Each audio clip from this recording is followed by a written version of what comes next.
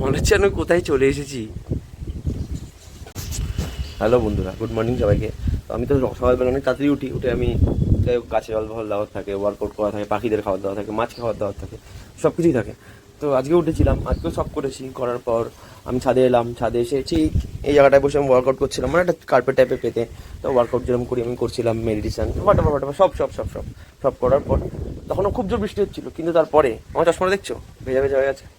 ওয়েদারটাই change হয়ে গেছে guys, পুরো একদম আলাদাই মনে হচ্ছে না আমি কোথায় চলে এসেছি। আর বৃষ্টির ছেলেটাগুলো না পুরো গায়ে আসছে হাওয়ার সাথে, দারুণ লাগছে দারুণ। সকালে উঠলে তো একটা প্লাস পয়েন্ট আছে, এত সুন্দর ওয়েদার।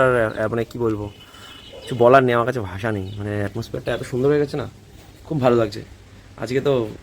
মানে কি বলবো, দারুণই লাগছে। বাট একটা খারাপ খবর আছে কি, আজকে ভাই চলে যাচ্ছে কাজে বাইরে। কজ ওর জবটা যেখানে ছিল, মানে পাওয়ার কথা ছিল ওখানে, ওটা হয়ে গেছে, ডান। সবাই আশীর্বাদ করে যাতে ও ভালোভাবে থাকে, ভালোভাবে জব করে।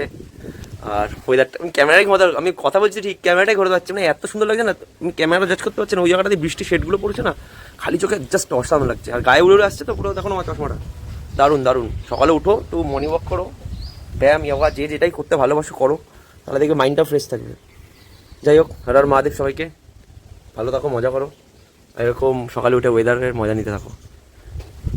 মনে হচ্ছে আমি কোথায় চলে এসেছি।